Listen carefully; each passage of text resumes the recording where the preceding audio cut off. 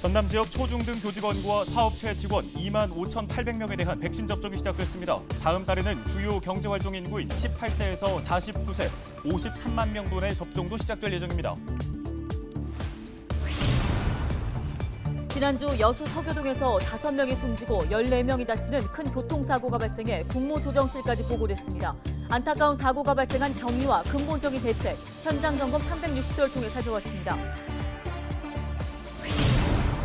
조선시대에 지역을 관리했던 관아시설 중 고을 수령이 있었던 객사로 추정되는 장소가 전라 병영성에 있던 강진에서 발견됐습니다. 관아 복원과 함께 새롭게 조명받을 수 있을지 기대되고 있습니다. 민주당 대선 경선이 본격화되고 있는 가운데 최근 이재명 캠프 측이 호남을 찾아 지역 현안을 둘러보고 이낙연 전 대표와 설전을 벌였던 백제 발언에 대한 입장도 내놓아 눈길을 끌고 있습니다.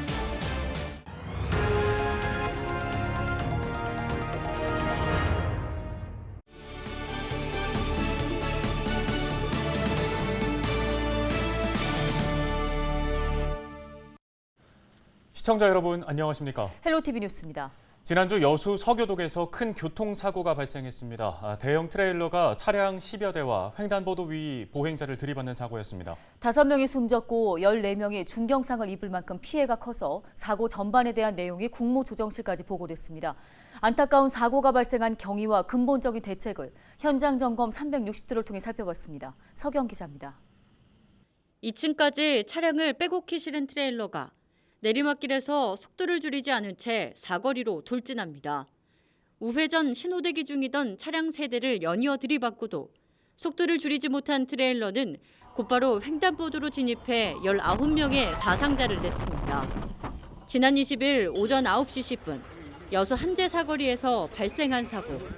이 사고로 현재까지 5명이 숨지고 14명이 중경상을 입었습니다. 환자들이 차 밑에도 있었고 그냥 도로에 깔려 있어 그냥 누워 있으신 분도 있고 도로 인도 쪽에 나와 계신 분도 있었고 환자가 굉장히 많은 상태였어요. 여수경찰서는 탁송 차량 운전자 41살 A모 씨를 구속했습니다. 경찰 조사에서 운전자 A모 씨는 차량 불법 개조와 과적 사실을 시인한 것으로 알려졌습니다.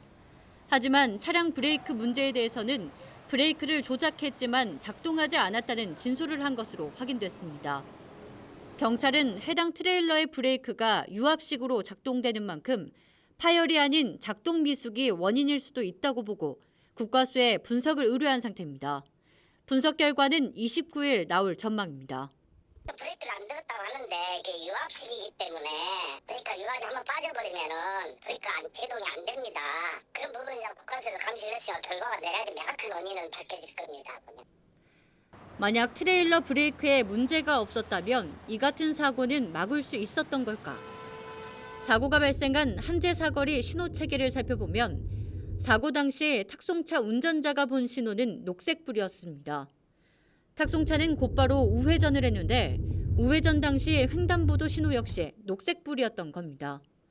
두 신호가 동시에 켜지기 때문에 운전자들이 내리막길에서 곧바로 우회전을 하다 횡단보도를 건너온 사람을 마주하게 되는 구조입니다.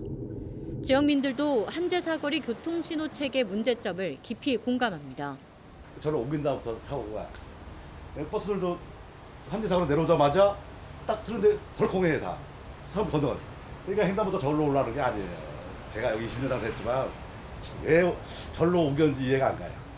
우리 기사님들이 인식을 할 때에 저 직진 신호가 떨어졌을 때 여기서 우회전할 때에 이 우회전 신호가 떨어진다는 인식을 잘 못할 때가 많아요. 무조건 직진 신호가 떨어지면 우회전을 한다는 생각만 갖고 무의식적으로 우회전을 하는데 취재 결과 횡단보도가 옮겨진 이유는 이 한제 사거리가 사고 다발 지역이기 때문이었습니다. 한제 사거리에서 발생하는 크고 작은 사고는 한 해 평균 30여 건. 이 일대는 지난 2019년 6월 교통사고 잦은 곳으로 분류됐습니다. 이후 국토교통부가 사고 잦은 곳 개선 사업 추진 지침을 내놨고 사거리 횡단보도를 직각으로 설치하도록 규정하면서 횡단보도가 옮겨진 겁니다. 여수시와 경찰서는 긴급 재난안전대책회의를 열고 한제 사거리 교통대책을 협의했습니다. 과속 카메라와 과속 방지턱 설치, 그리고 4.5톤 이상 대형 차량 통행을 제한하자는 의견이 나왔습니다. 이 안건은 도로교통공단과 국무조정실 검토를 거쳐 확정될 전망입니다. 개선 대책이 나오면 한 달 정도 걸리는데 그 전에 이제 여수시에서 할 수 있는 것은 사고 다발 지역이다. 그 안내 표지판을 좀 설치하고 단속 카메라 그것도 좀 설치를 하고 그다음에 가속 방지턱 설치하는 것 그 정도 지금 생각을 하고 있습니다. 5명이 사망하고 14명이 크고 작은 부상을 입은 여수 서교동 한제 사거리 교통사고. 지역민이라면 한제 사거리 사고 위험성을 잘 알고 있었겠지만 탁송차 운전자는 타 지역민으로 여수 출장길에 사고를 낸 것으로 확인됐습니다. 어느 도로든 초행길 운전자도 안전하게 다닐 수 있어야만 합니다. 사고 다발 지역으로 관리되고 있던 여수 한제 사거리. 예견된 인재였다는 지적이 나오는 가운데 여수시의 특별 대책이 안타까운 사고를 막을 해답이 될 수 있을지 주목됩니다. 현장 점검 360도 서경입니다. 다음 소식입니다. 조선시대 지역을 관리했던 시설을 관아라고 하는데요. 관아에서도 가장 중요한 건물이 바로 객사입니다. 네, 최근 강진 지역에서 객사의 위치가 나오면서 눈길을 끌고 있습니다. 보도에 박정호 기자입니다. 최근 강진에서 객사의 위치로 추정되는 장소가 발견됐습니다. 강진 경찰서 뒤쪽 부지에 강진 객사 금릉관이 있었던 것으로 추정되고 있습니다. 객사는 과거 고을의 수령이 있었던 관아에서 가장 중요한 시설입니다. 임금을 상징하는 나무패를 두고 절을 하거나 외부 사신이 오면 숙소로 사용했기 때문입니다. 지난 3월 한 지역민이 집안 대대로 내려오던 금릉읍지라는 책을 강진군에 기증하면서 알려졌습니다. 금릉이라는 명칭은 과거 강진 일대를 칭하던 말로 지금도 일부 지역에서는 금릉이라는 이름을 사용하기도 합니다. 우리 강진에 금릉이라는 이름이 지금도 많이 남아 있습니다. 옛날에 중학교도 금릉 중학교가 있었어요. 그리고 우리 강진에 지금은 청자문화재로 바뀌었지만 그 이전에는 금릉문화재였어요. 금릉문화재를 한 30몇 년 가까이 하다가 청자문화재로 바뀐 지가 1997년도부터 바뀌었습니다. 이게.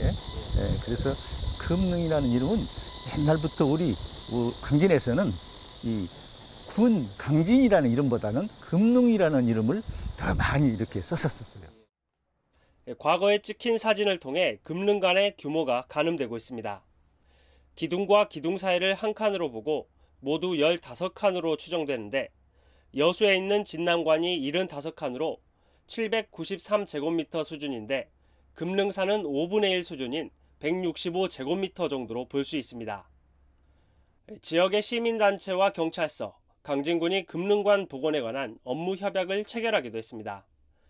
강진군은 경찰서에 새로운 부지를 제공하고 현재 경찰서 부지를 받아 금릉관 복원 사업을 추진할 계획입니다. 강진 국민들의 염원이라고 할 수 있는 금릉관 복원을 위해서 현재 금릉관 복원을 위한 학술 용역을 발주한 상태이고요. 이 결과에 따라서 금릉관의 구체적인 모습들을 복원해 볼 생각입니다. 그 이후에 세부적인 발굴 조사를 통해서 금릉관의 정확한 위치와 규모, 여러 가지 내용들을 조사한 이후 중장기적인 계획을 가지고 복원을 해갈 계획입니다. 조선시대 전라 병영성이 있었던 강진군. 병영선은 육군의 총지휘부인 만큼 중요한 곳이었습니다. 금릉관 복원과 함께 강진군이 새롭게 조명받을 수 있을지 기대되고 있습니다. 헬로티비 뉴스 박정호입니다.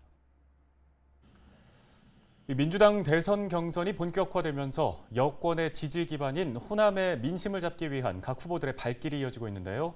선거 캠프의 움직임도 덩달아 분주해지고 있습니다. 네, 최근에는 이재명 캠프 측이 호남을 찾아 지역 현안을 둘러보고 이낙연 전 대표와 설전을 벌였던 이른바 백제 발언에 대해서도 입장을 내놓았습니다. 보도에 고정민 기자입니다. 이재명 선거 캠프의 선대위원장을 맡은 우원식 의원이 민주당 소속 의원과 함께 전남을 찾았습니다. 민주당의 대권주자인 이재명 경기지사의 지지를 호소하기 위해서입니다. 우 의원은 시대정신을 말하면서 위기를 극복할 수 있는 과감한 결단과 실천을 이 지사의 강점으로 꼽았습니다. 그러면서 불공정, 불평등, 불균형 문제를 해소할 적임자임을 강조했습니다.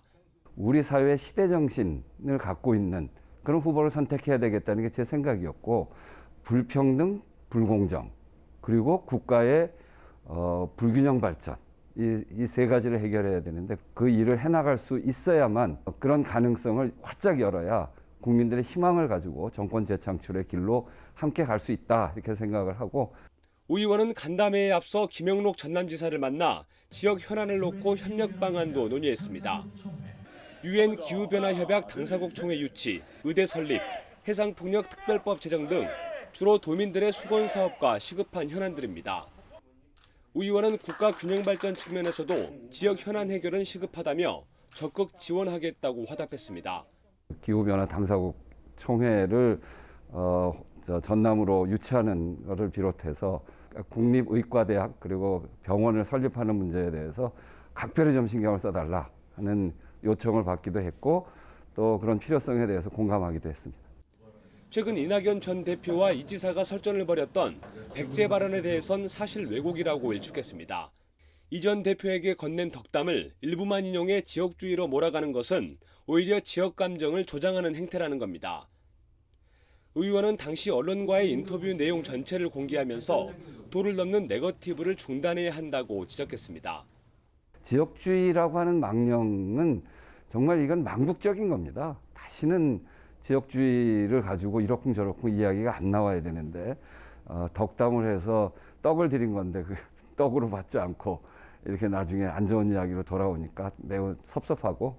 민주당 대선 주자들이 저마다 호남을 찾고 있지만 비전과 정책은 뒷전으로 밀리면서 지역민들의 우려가 커지고 있는 상황.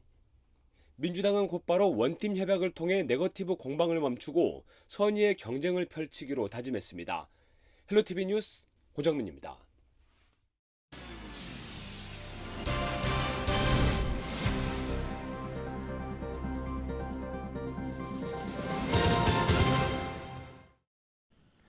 다음은 코로나19 소식입니다. 전남에서 코로나19 확진자 6명이 발생했는데요.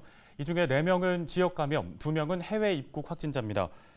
전라남도는 28일 오전 8시 기준 6명이 코로나19 확진 판정을 받아 전남의 1984번부터 1989번 확진자로 분류됐다고 밝혔습니다. 여수에서 확진 판정을 받은 전남 1984번과 1985번은 수원 3564번과 접촉해 감염된 것으로 파악됐습니다. 전남 1987번은 1940번 확진자와 접촉해 감염됐고 1988번 확진자는 여수 유치원과 관련된 N차 감염으로 확인됐습니다. 해외 유입 확진자 2명은 입국 진단검사에서 확인됐으며 현재 정확한 감염 경로를 조사하고 있습니다. 전남 지역 교직원과 사업체 직원들에 대한 백신 접종이 시작됐습니다. 전남도는 사업체 자율 접종과 초등학교 3학년 이상 중등 교직원 등 모두 2만 5천여 명에 대한 백신 접종을 시작했다고 밝혔습니다. 사업자 자율 접종의 경우 순천 현대제철과 포스코 광양제철소 근로자를 대상으로 진행되며 종류는 화이자입니다. 전남도는 다음 달 주요 경제활동 인구 18세에서 49세 53만 명분의 접종도 시작합니다. 전남의 갯벌이 유네스코 세계 자연유산으로 등재됐습니다. 우리나라의 갯벌이 100만 마리가 넘는 철새 이동로이며 2천여 종의 생물이 서식하는 생태의 가치를 인정받았습니다. 순천과 보성, 신안과 전북 고창, 충남 서천 등 12만 9,346헥타르가 지정됐고 전남 지역이 87%를 차지했습니다. 한국의 자연유산은 제주 화산섬과 용암 동굴에 이어 두 번째로 등재됐고 순천은 문화유산과 자연유산을 보유하게 됐습니다. 우리 이제 한국의 갯벌을 통합적으로 관리할 필요가 있다 이렇게 생각합니다. 갯벌에는 여러 가지 이제 생물 자원부터 시작해서 또 관광 자원으로서 우리가 잘 이용할 가치도 있고 우리 주민들의 삶도 거기에서 이루어지고 있기 때문에 이런 다양한 여러 가지 이 욕구들 그리고 우리가 해야 될 역할들을 함께 수행할 수 있는 통합관리센터가 필요하다고 보고.